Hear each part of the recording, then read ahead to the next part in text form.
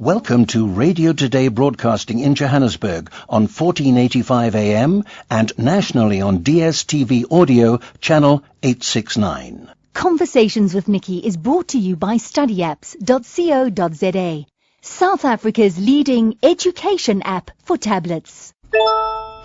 Welcome to yet another interesting conversation. This is Conversations with Niki, and I'm Niki Seberini. Fantastic to be with you. Thanks so much for tuning in. I would like to welcome our syndication partners, and they are from 90.3 MC, that's in Plet, Nisen FM, Wild Coast FM in East London, and Bay FM in PE. Welcome, and thank you so much for tuning in. Now, just to keep you up to date with regards to how the shows are working, every week we try very hard to bring you some interesting stories. We bring the experts in to perhaps explain, hopefully give you better insights on ideas, ways of being. But I would love to hear from you. I would like your input. I want to know what kind of stories you would like to listen to. Perhaps extraordinary things have happened to you or someone that you know. Everybody loves a story. So I really would like to hear from you. So I'm going to direct you to my website, which is www.conversationswithniki, one word, and Niki is spelled Niki.co.za. And there's a little contact us, and just click on that, put all your details and any comments or suggestions or stories that you have. I really would love to hear from you. Now, last week I had the privilege of interviewing David Bullard. Now, David Bullard, I mean, we really had a fantastic time. Of course, the columnist who wrote Out to Lunch for over 17 years. We know that, what was it, in 2007 he was fired for that racist column that he wrote, and we spoke about the column just last week and how outraged so many people were, and yet how many followers he still has, and how David Bullard really just likes to say it like it is. And I think it's a huge loss because he's for Joburg, really. He's moving down to the Cape and he's going to be enjoying his life there. So he very generously handed over some copies of one of his books, Screw It, Let's Do Lunch. And I have some copies that I would like to give away. So if you do go to my website and if you put your details and give me a little bit of input, I'm going to say that the first 10 people to do it will walk away with a copy of David Bullard's Screw It, Let's Do Lunch. I must say it's quite difficult to say that on air, but hey, if he wrote it in a book, I suppose I can say it on air. Let's move forward, because today's show is really going to be, well, perhaps you're going to dig deep. Perhaps you're going to ask yourself a whole lot of questions after the show today, or maybe you're just going to listen to our guests' stories and be moved by them, because it's really a show about resilience. It's a show about overcoming trauma. It's a show about finding strength that you never really knew that you had. So I have two people who are going to be joining me in the studio today. And that is Leonard Carr, who is a clinical psychologist and who has in fact appeared on national and international television and radio. And he previously had a show called The Soulfulness of Everyday Life. Sounds very interesting, Leonard. Welcome. Thank you, Niki. Thank you very much for joining us. And I have Justin Mark Smith, whose story really moved me. It's one of those stories that you read and you think very deeply about this particular person, the experience, and how it applies to you. He's the founder of Just Walk Bionics. He sees himself as a survivor, not a victim. And he had returned the results of a near-fatal hijacking into a personal journey to beat the odds. So, Justin, welcome to you. Thank you, Niki. Lovely to have you in the studio. Now, you know, we're very lucky if we go through this life without facing some sort of traumatic experience. And the truth is, most of us won't be able to escape that fate. Now, experts estimate that 60% of men and 50% of women will experience at least one trauma within their lifetimes, and no one can anticipate what kind of tragic event can happen. And does that mean that we walk around every single day in a state of anxiety and a state of fear? And if we are able to operate normally, what are we doing with that fear? Where are we putting it? And how do we go through our normal everyday life? So we're going to be looking at all of that and really unpacking this huge, vast topic. So I'm going to start off with you, Leonard, because I looked up, psychological trauma. What is a psychological trauma? Because we know that there's a physiological trauma, obviously, and they're both, I'm sure, very closely intertwined. So it's a damage to the psyche, and it's the result of a severely distressing event. And I'm focusing on this severely distressing event because I wonder, how does one analyze how severe a trauma is? So first of all, I would question the word damage. I would say challenge. Okay. I much prefer that. It's a challenge that can turn into damage. But how you would assess it is the difference between stress, let's say, which is part of everyday life, and trauma, is that when you're traumatized, you feel, first of all, dislocated from your narrative. It's almost like you've been knocked out of your life story.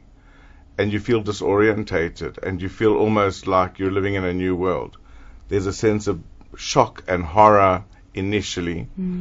And the way I would define trauma is that at the moment of experiencing trauma, it feels as if the experience is bigger than you.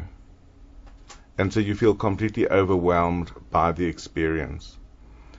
And, I'd also question, what you said in the introduction, was that you spoke about trauma as if it's something we should want to escape in life, that no one would be lucky enough to go through life without a trauma. I think that you'd be very unlucky if you went through life without a trauma. That's interesting. Because actually, you might as well be a cow in the field, just grazing and living like that. It's actually the experience of becoming bigger and deeper than your trauma that grows the person, that brings out the real strength and essence of the individual. And so, I'm a firm believer that our lives do not create who we are, our lives reveal who we are. And so when someone is really challenged, that, when your mettle is tested, that is the opportunity to express who you really are. So if you say bigger and deeper, that's you've got to be digging bigger and deeper, and that trauma is something that we face and we should be growing from. Now that's really ideally what should be happening. Yes. But we're all different, and we all come from completely different backgrounds.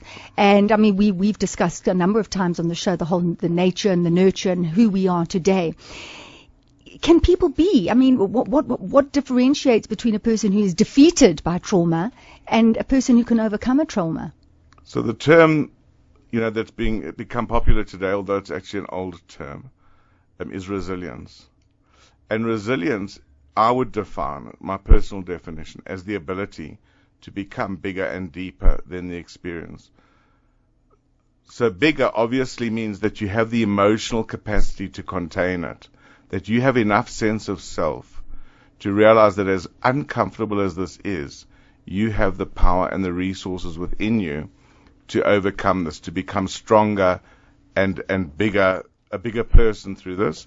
And deeper is that your understanding of yourself, of life, of the human condition becomes expanded.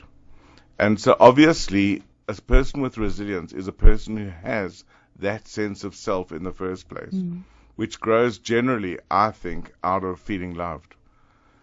Love in early life builds resilience. So does a sense of self-acceptance, knowing who you are, accepting who you are. Parents who've allowed children to experience their lives and experience their pain with love and support and the belief that you can get over it builds resilience. Parents who protect their children and try and shield their children from discomfort in life actually rob their children of resilience. They believe that they're going to protect their children. It is like quarantining someone as opposed to inoculating them. So basically, if you've been quarantined your whole life, the moment you go out there and face, vulnerable. You're totally vulnerable. Whereas a child who's been inoculated through, for instance, loss. If your parents allow you to experience the loss of your fish or your budgie without replacing it before you've realized it's gone, for example, that helps you to develop the resilience to go on to the next loss, which might be someone distant. which helps you to go into the next loss, which might be a grandparent. And so slowly you expand your capacity to deal with trauma. And that's what we call maturity as well. So, Leonard, I asked you about the severity of trauma, and because I'm sure that each person who has experienced a trauma feels it's as severe as the next person, and trauma can come in all guises. But you spoke about the difference also. You brought stress in, and I mean, it's a reality. I mean, we live in a very stressful environment. It's just we've learned to cope, and some of us are not coping, whatever that is.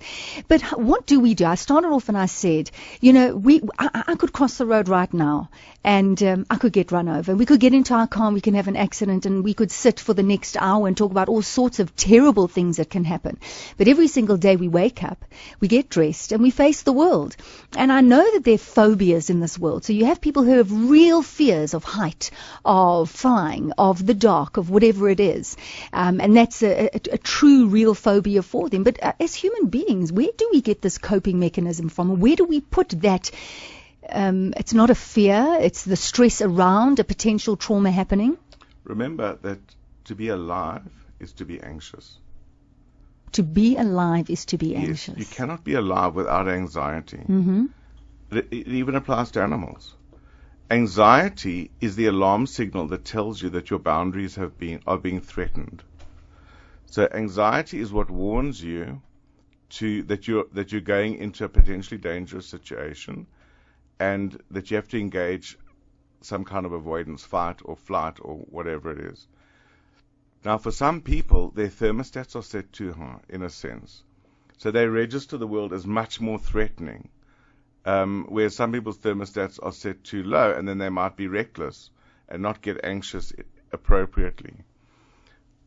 But so we need anxiety to keep ourselves safe. If you didn't have anxiety, you'd walk into the traffic without thinking about it. Mm-hmm. What happens when a person goes through a trauma is that, in a sense, their thermostat gets reset. Number one. And number two, and this is the more important part, real trauma and the trauma that causes post-traumatic stress disorder is the trauma that occurs when you think you're going to die. Because we all live with a sense of anxiety due to the knowledge of sickness and death. Like, no matter how much someone reassures you they'll always be around and I love you and don't worry, I'll never leave you. Even a small child at the back of their minds knows that is not 100% true. Because with the best will in the world, you can die. So we live constantly in a state of healthy denial. When you and I made the arrangement for me to come on this show, we were assuming that we were both going to get here. Yeah. And that is taking a lot of things for granted, because if you think of the potential in the time since we made the arrangement for some disaster to happen to either of us, it's enormous. So we live in a state of healthy denial, and that's what helps us to carry on our lives. However, when you're traumatized, especially when it's life-threatening, all of that denial about the ever-existing presence of death suddenly is ripped away. And part of the healing process, strange as it may sound, is the restoration of denial. Because if someone had to live in that reality, that death is on your shoulder at every second, we'd be paralyzed.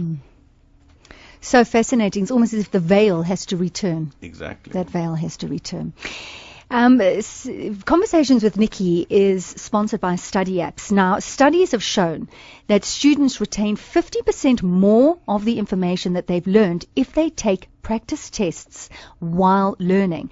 Now, Study Apps is just that. It's an app that you download on your iPad or on your tablet, and it can help you, it can help your children, your grandchildren, your nieces and your nephews with this whole learning experience. And it's rolling out to schools, and it will be rolling out publicly as well. So if you want to find out a little bit more about Study Apps, why don't you visit their website, which is studyapps, ps.co.za, and their whole motto is study smarter, not harder. Now, if you have just tuned in, it's great to be with you. My name's Niki Seberini, and on Conversations with Niki today, we're talking about human beings living in the world. We're talking about trauma. We're talking about resilience. We're talking about how to deal with these issues. I have a very, very interesting story which will motivate you, and it'll inspire you. And we're going to be talking to Justin Mark Smith in just a moment, who'll be sharing his story. Also in the studio is Leonard Carr, who is a clinical psychologist. Now, Leonard, you spoke about resilience, and I came across such a wonderful quote by Elizabeth Edwards, who says, resilience is accepting your new reality, even if it's less good than the one you've had before. You can fight it, you can do nothing but scream about what you've lost, or you can accept that and try to put together something that's good. So that's someone's quote, and I'm now going to move to the person who's had the real experience and who has faced that life-threatening moment, who, as you said, that healthy denial of knowing that death is there, but we go about our ordinary day anyway. That healthy denial was ripped away from him. It was in 2004 when he was hijacked. And Justin, perhaps you want to tell us a little about this horrific story of yours. Yeah, it was in June 2004. We were coming back from my mother's surprise 60th birthday. It was on a Sunday evening, 6 o'clock. We pulled into the driveway of our house, and next minute there was a knock at the window, and at the time, my girlfriend had already got out the car, and she screamed and ran inside, and I reversed out to draw them away from her. And while I was reversing, they were shooting at me, and something happened in the car, and there was all power lost to the car, and the car rolled across the road, and they dragged me out and threw me on the floor, and took my cell phone, my wallet, and a jacket that I was wearing, and as he ran away, he shot me. And at that point, it was like my body being rebooted. Everything went dark. Couldn't hear anything, couldn't see anything. And seconds later, everything started to come back. But at that point, I was paralyzed. My arms were in front of me.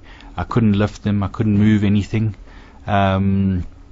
People came out and were asking where I was, and I was saying, because I was lying behind the car, and I just, I was very, I think at that stage the shock had set in. I was very calm. I said to them, don't move me, I've been shot, just phone my folks, phone my broker, because I want to go to a private hospital, and with them taking my wallet and my medical aid card. So that, I was. So these rational thoughts went through your mind. Yeah. Immediately after that kind of a trauma. And I mean, I suppose it's a difficult question to answer, but I mean, what was going through your mind when you came round and you could not feel your arms and your legs? What crossed your mind? Was it this logical response? This could happen, now let's go and fix it. I think because I'm an engineer, that was the way I handled this. It was, okay, this is what's happened.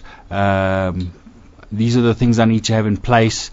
Because probably only 3 days later did it really come home to me to say, when I was lying in high care, and the only thing I could move was my eyes, because my neck was in a brace, and everything below my shoulders didn't have sensation or any movement.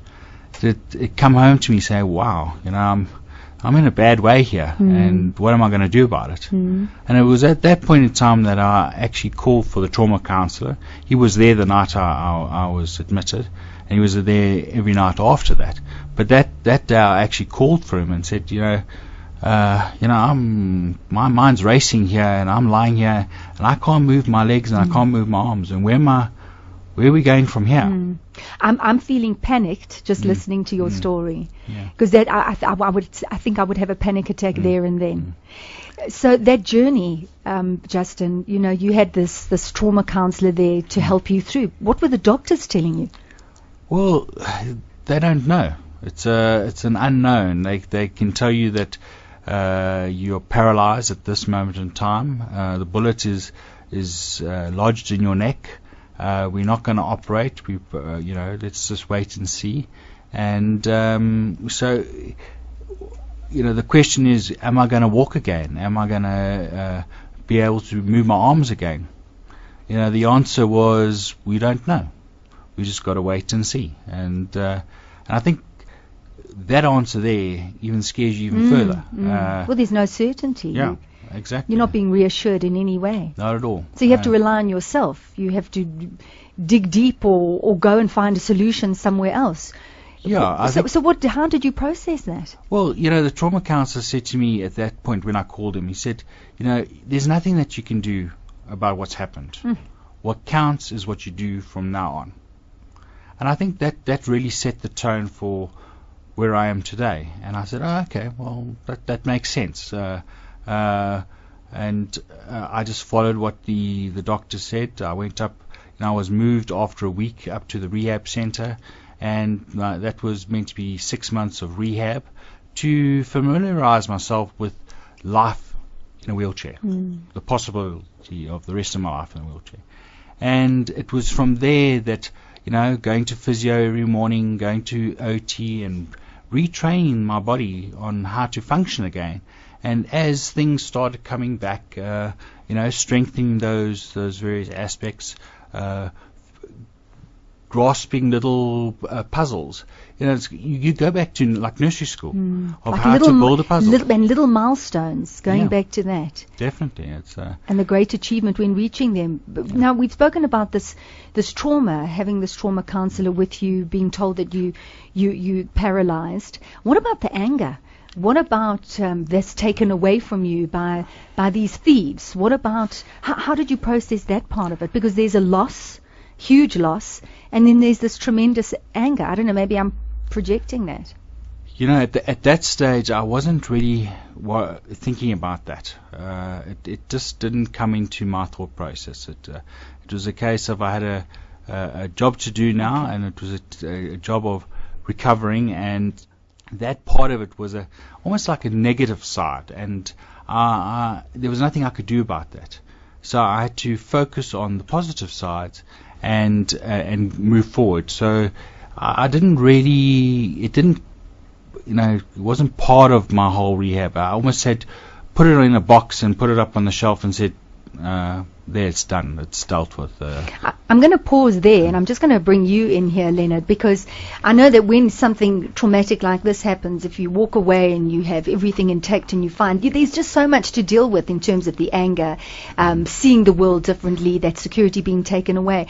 And here Justin had these two huge losses. So we spoke about the resilience, and you spoke about the nature nurture, and I'm going to ask Justin about his childhood, because he talks about wanting to move away from the negative and focus on the positive. But this reaction to not feeling the anger, to just wanting to go and fix and get better, really. Well, if I had to extract the underlying themes that I'm hearing, it's about having faith in yourself and faith in life. Because, feeling safe in the world is trusting your own ability to cope and to grow, but it's also trusting the process of your life, and that with your own resources and talents and abilities to serve you, life will also respond by turning out in a better way. You often find that people who are negative do not believe either in themselves or in the process of their lives, or both.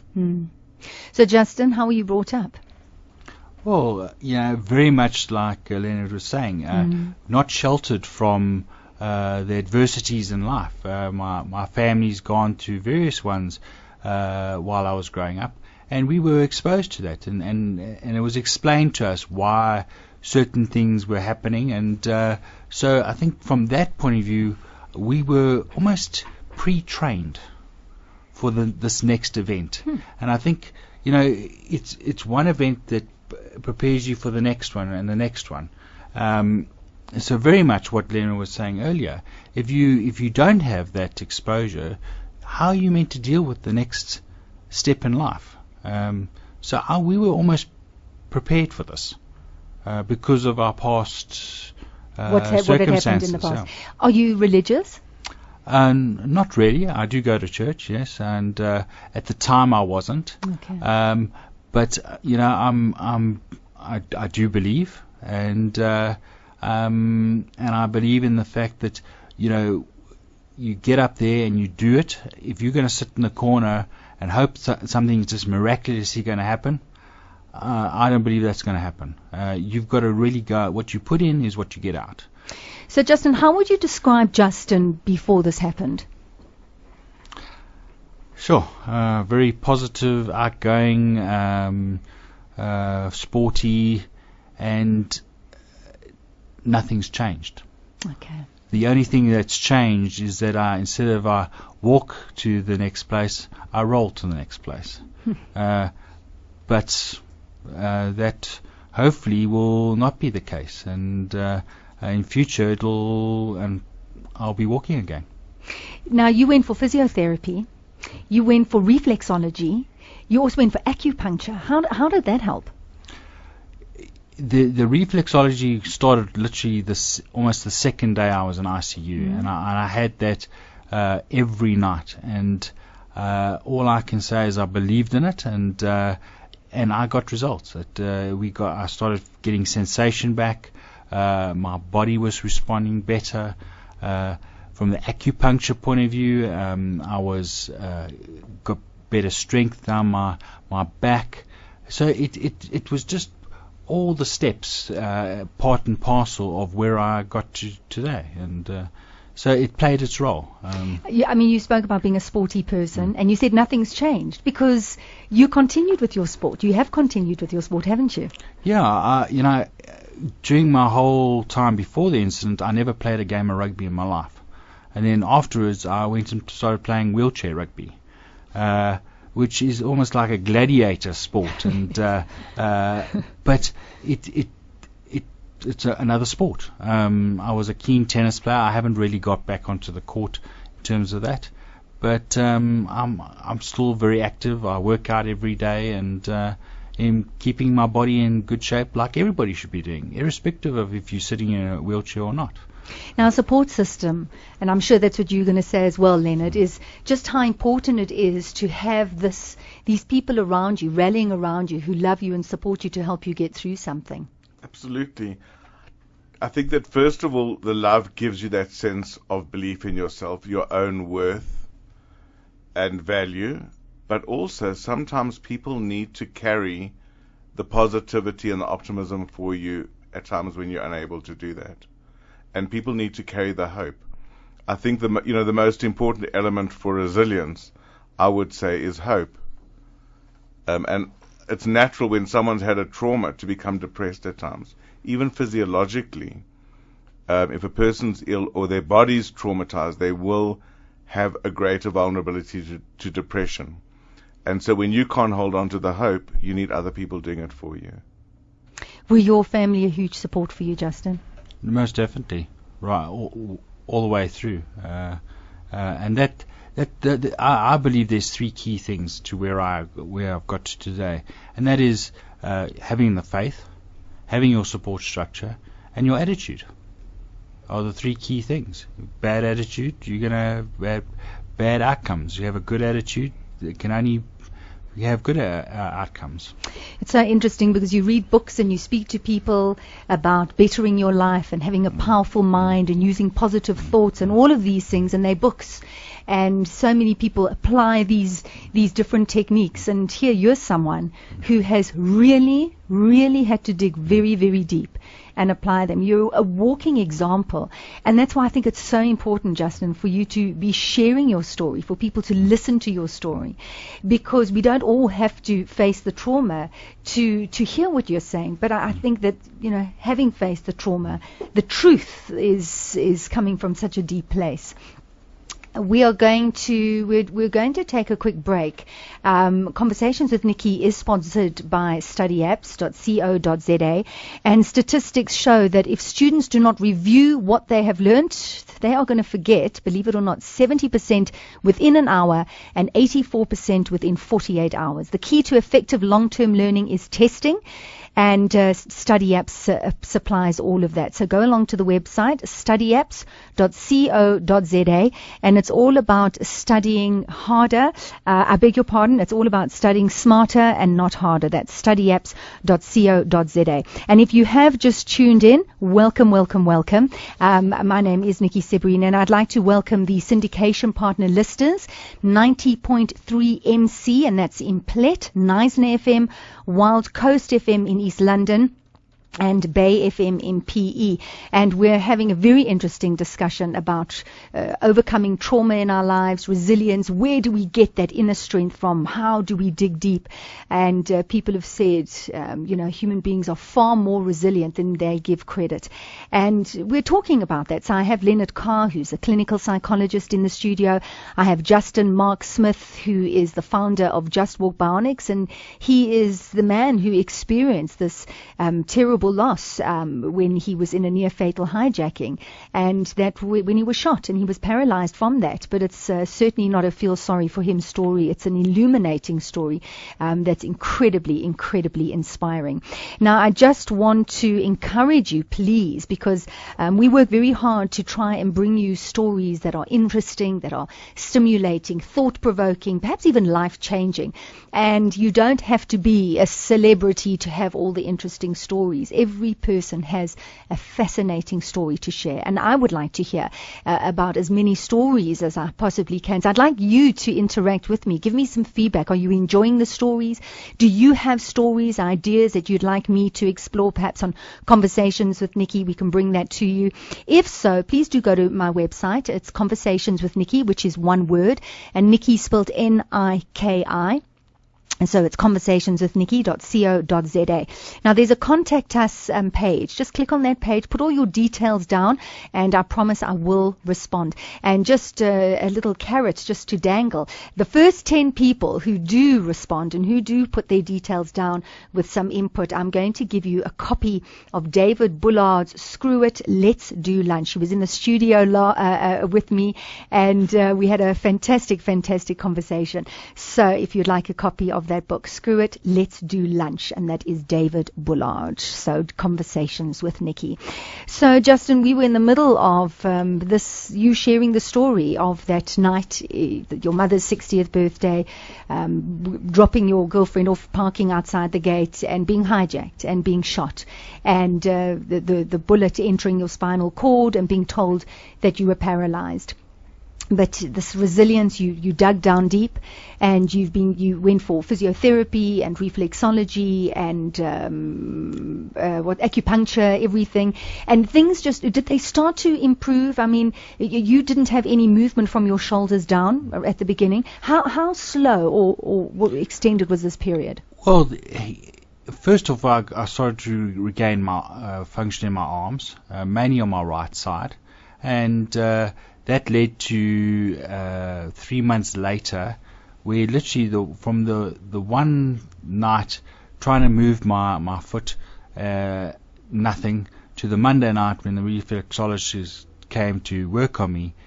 Next minute, I could move my toes, I could move my ankle, and the doctor had already done all his rounds and hadn't asked me about that, and she quickly went and grabbed him and brought him back, and he looked at this and he thought, wow, okay.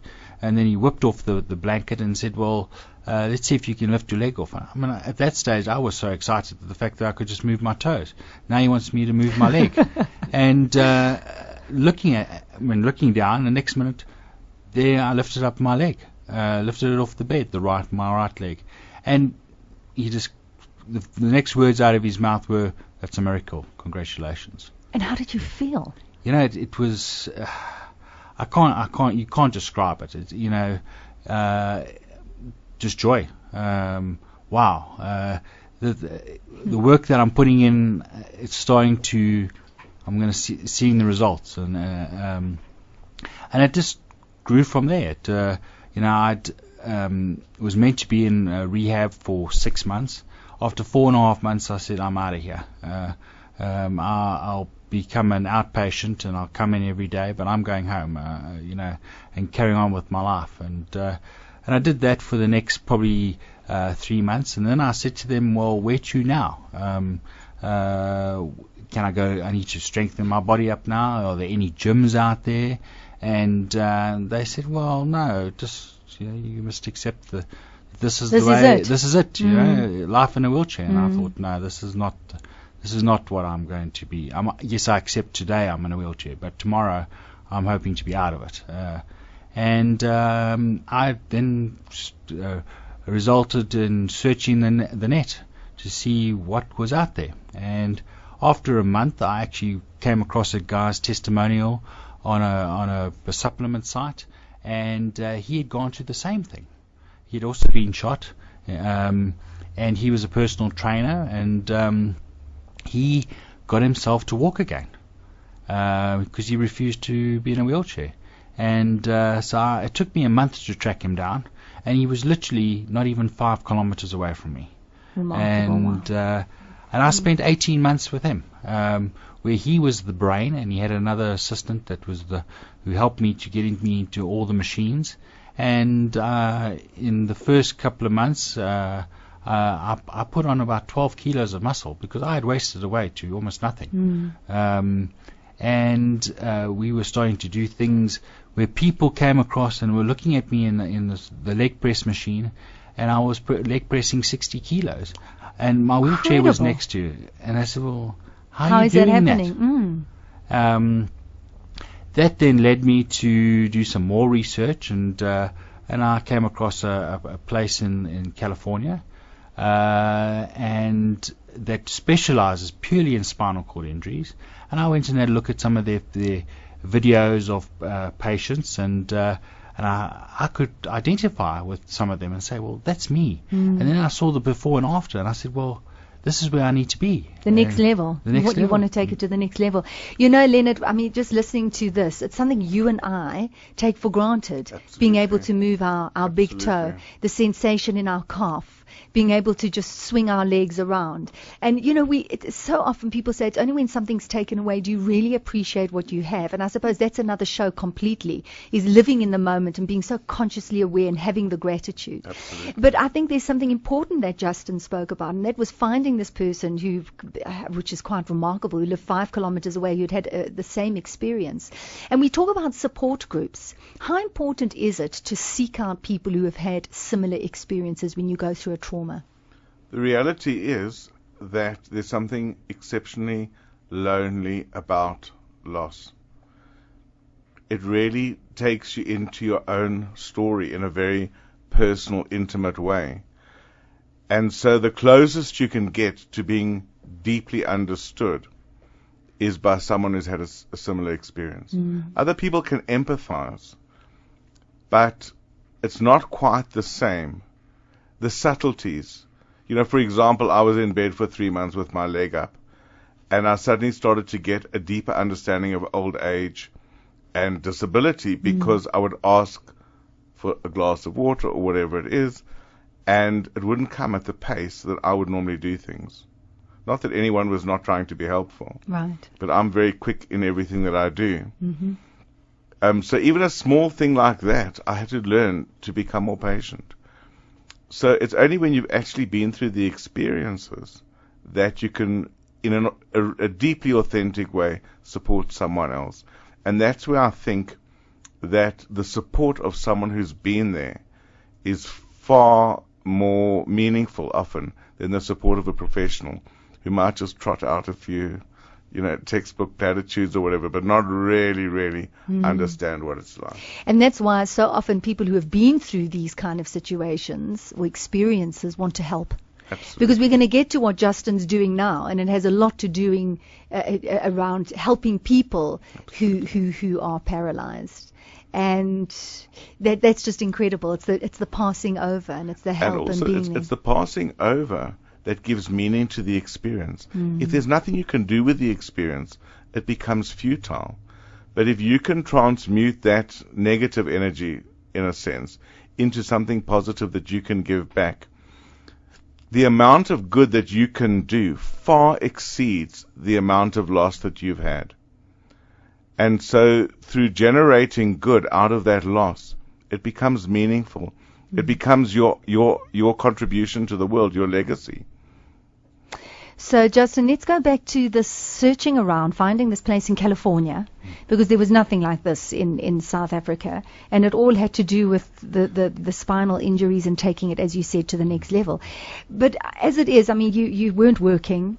You were spending a huge amount of money on physiotherapy and all the other rehabilitation treatments that you were having. How on earth did you get your head around getting money to go and take it to the next level overseas?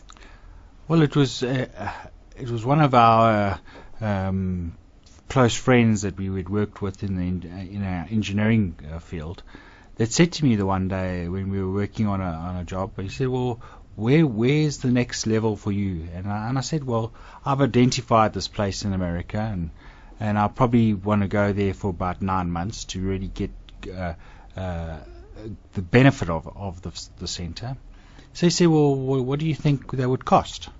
So I said, "Well, it'll probably cost about R1 million for 9 months of relocating, finding an apartment, having a transport, and just having the treatment on a weekly basis." So he said, "Well, I'll give you R1 million." And how did you respond to that? Well, I mean, how do you respond to such incredible generosity?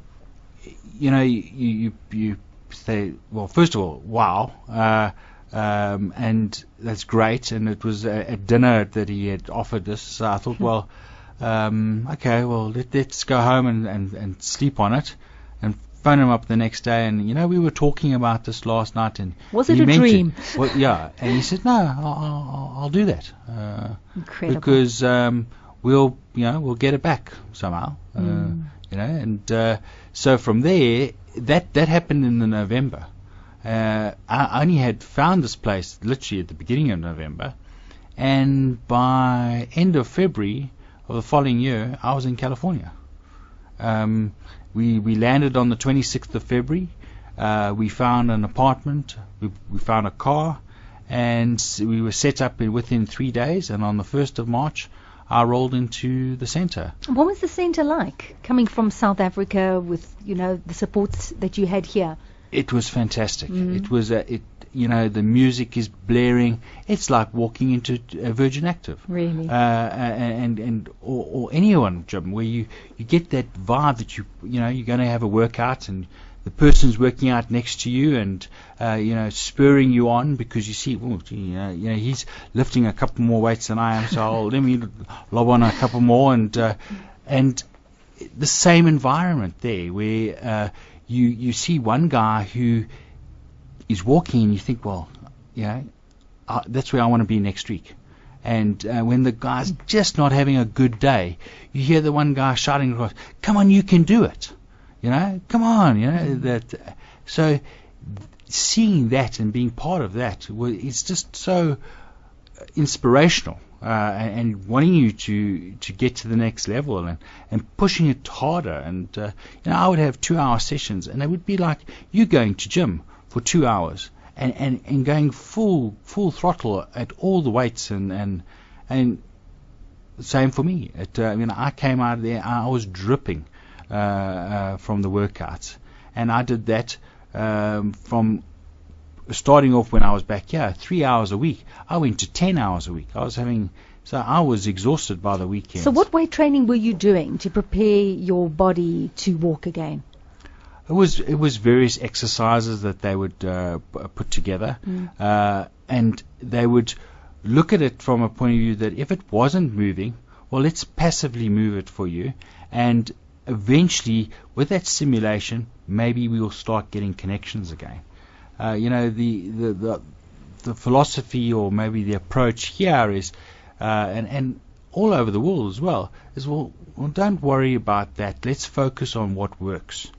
Now, that's all great, but when you don't have that stimulation in the areas that you're not working, well, then the body starts turning off and says, well, nothing's happening there, so don't worry about that.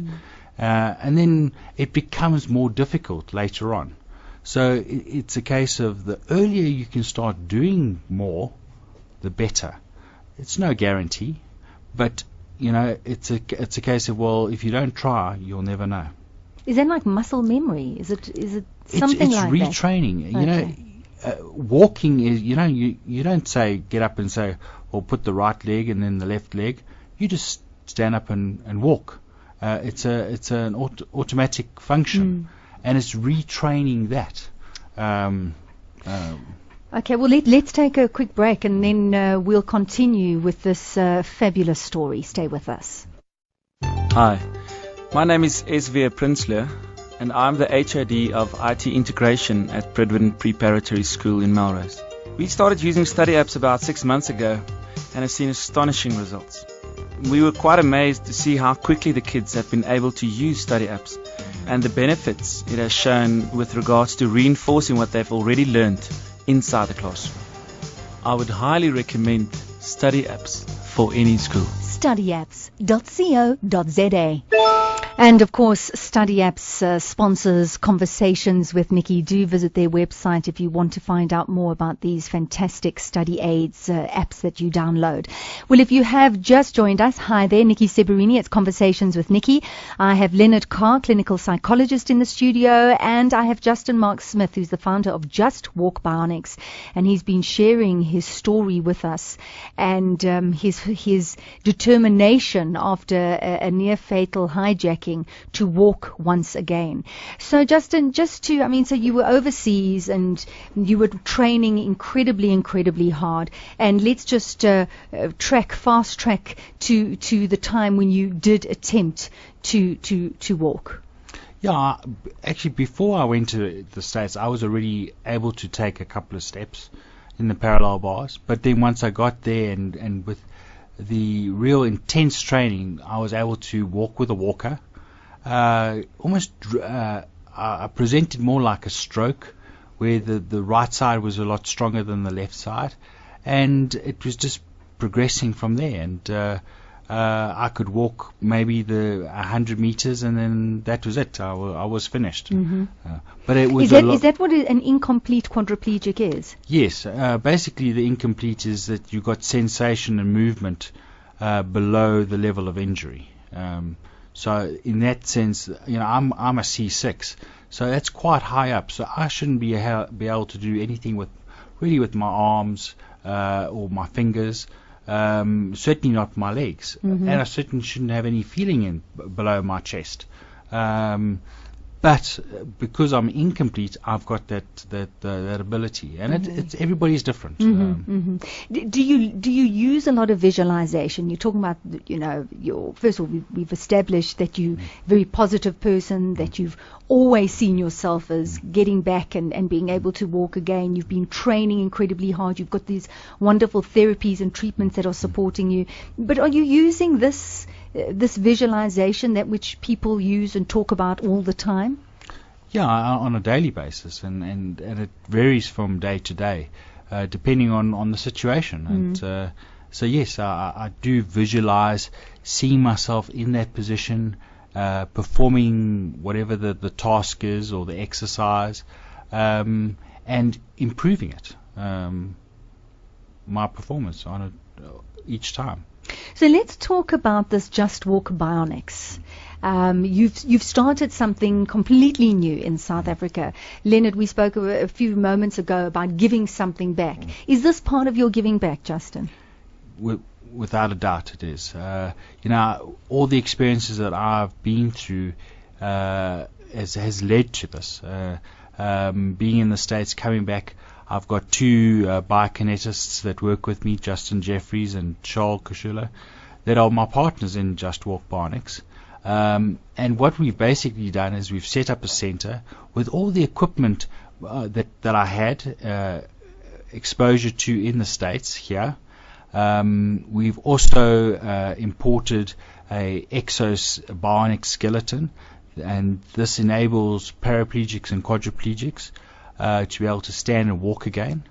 We're the only center in the Southern Hemisphere to have one of these units. There's only approximately 50 in the world. How does it work exactly? It has got 4 motors on the unit. That is, it's a battery-powered unit, and what happens is the exoskeleton is strapped to the patient, and it enables them to, by a press of a button, stand up, supports their weight. You are supporting your weight, and it takes a step for you. That must be incredible to experience. It is. You can't explain it. The people that are, besides myself, that have been in the unit, the smile on their face, the light in their eyes, just being able to stand and have a conversation eye to eye again, that is huge. And you just cannot explain unless you've actually been in that situation. Is there a physiological benefit being in this exoskeleton? In other words, is it a part of a treatment, or is it really just giving people that experience of movement once again? It is part of a treatment, and it's both. First off, it is part of it's another piece of equipment in our rehab center that is enabling somebody to potentially walk again. Some will be able to just use it as like a piece of equipment just to get to the next level. Others will have to rely on it. And this particular unit is a rehab unit.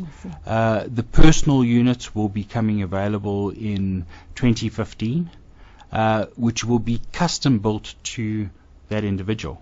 And it'll be something that in the next maybe 5 to 10 years, instead of having to wheel out of a hospital in a wheelchair, they might give you the option of saying, do you want an exobionic skeleton?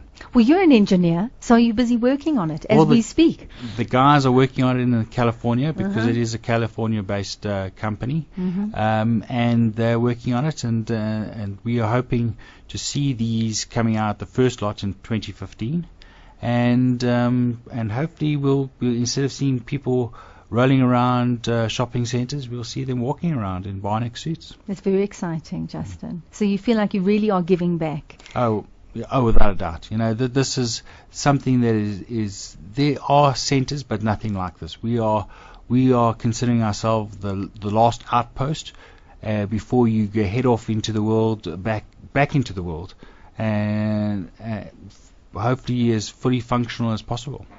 And that's Just Walk Bionics. That's what it's called. That's correct, yeah. Just Walk Bionics. I asked you to describe yourself before your shooting. And I'd like you to think about how you are now. Because we are evolving, changing creatures. And you have had to face so much. Even if you do see the world in a very positive light and you overcome these challenges this way. But how would you describe yourself now? I've certainly grown from this experience. I'm way more positive. I still have my days of frustration, but it's a case of, well, if you can't do anything about it, well, just accept it and move on. So yeah, I'm very positive and optimistic, and I think I'm a better person at the end of the day. Now, you found love. You got married. To someone that you actually knew from before the accident. That's right. And I believe you have a child as well. Yes. Tell us more. I mean, this is fantastic. Yeah, I've got an 8-week-old daughter. Congratulations. That's just wonderful. Another when we were investigating having kids a couple of years ago, we were given the doom and gloom and saying, well, it's not going to happen naturally for you two. And I just said, no, I don't accept that. And said, well, let's see what we can do. And it took us a year of treatment. Fertility treatment? A bit of fertility. We had to go through the whole IVF process, but it was something that at first they said, for me, it wasn't possible. And I said, no, I'm sorry. So I went back to my reflexologist and I said, we've got a project. And it took us a year. And from no hope to we've got an opportunity here. And the proof is in the pudding. I've got an 8-week-old daughter. So people are going, we need to find an excellent reflexologist right now. Most definitely. But just, I mean, the fact that you just won't accept no. You will not accept no, will you? No, not at all. So Leonard, let me bring you in here, because there are people who are listening to the story, and it's obviously removed for them. They're listening to someone else's story. And perhaps we need to look at, for those people who have faced some type of trauma, and maybe they have been traumatized in such a way that they're paralyzed emotionally. They can't move forward, and they don't see the sunlight, and they're not feeling positive about anything.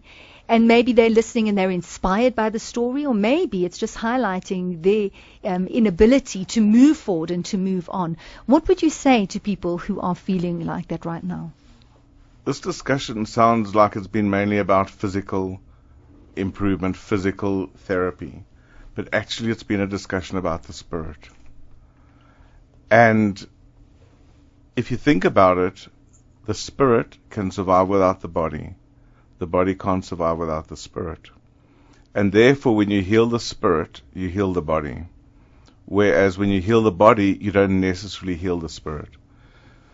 Trauma is an assault on the spirit. If you couldn't remember the trauma, if you didn't have any meaning to it, you wouldn't be traumatized.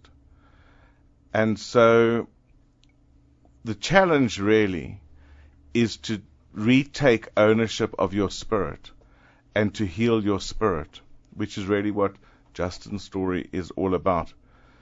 And so that's really where people have to trust the power of their own spirit, and to realize that if you've taken a defeatist or a negative attitude, you're using your spirit against yourself. In a sense, you are carrying on the job that whatever or whoever caused you the trauma started in the first place. It's like someone who's been in a terrorist attack continuing by terrorizing themselves. And in a sense, the challenge is to take ownership of your life, take ownership of your story. They're not saying no. The truth is that, if we take this machine that Justin was talking about, whether it helps or not, to me, is not the issue. The issue is giving it a try, because if there's any chance that it's going to help, it will help. And the fact of the matter is, by participating, by becoming an active participant in your recovery and in your treatment, you are empowering yourself. The danger is to be passive and to allow other people to have authority over you, which is part of having a defeatist attitude. So, I would suggest to anyone who's hearing this and saying, I can't relate to it because I'm paralyzed by negativity, realize that paralysis is you paralyzing yourself. And you can also hear from the story that paralysis of the spirit is far more deadly than paralysis of the body. Because you're hearing someone with a great spirit who's overcome their bodily limitations, whereas you can have a perfectly able-bodied, healthy person who has a paralyzed spirit who's completely disabled. Is there a limit of time that you should put on recovery? Aren't we all in recovery? In recovery, I mean, getting older, middle age feels like something that you have to constantly work on recovering from. So it's a process, and that's really what I'm getting at. It's not we're starting today and we'll finish tomorrow. It's a process, and every day. So people talk about that one step at a time, Justin. It's one moment at a time. That's what it's. I'm sure that's what it's been for you. See, if you think about it in nature, the moment you stop growing, you're in a process of decomposition. So we have to keep growing. Well, I found this conversation so fascinating. I have been inspired, and sitting opposite someone, as I said a little bit earlier, who really, really has gone through that experience. And Justin, you literally walk your talk. So I want to thank you very much for coming into the studio. It's been fascinating. It's been interesting. As I said, it has been uplifting. And thank you so, so much. Thank you. And Leonard, thank you for your expertise and your insights. And I just love what you have to say. Thank you. I hope that you will join us again on Conversations with Niki. Thank you for It's inviting been me. most enlightening. And thank you so much for tuning in. It has been really, really wonderful. I hope that you will tune in again for the next conversation on Conversations with Niki. If you have missed out on part of the conversation or any of the conversations in the past, you can always catch them on the website. The podcasts are there, www.conversationswithniki.co.za. And if you do make contact and give me some suggestions, I have got David Bullard's book to give away. The first 10 people will walk away with a copy of that. And once again, the syndication partners, 90.3 MC in Plet, Nisen FM, Wild Coast FM, East in the East London, and Bay FM, MPE. It's been great having you on board. And thank you also to Study Apps, who sponsors Conversations with Niki. For me, Niki Seberini, until next week, take care of yourself. Conversations with Niki was brought to you by studyapps.co.za, South Africa's leading education app for tablets.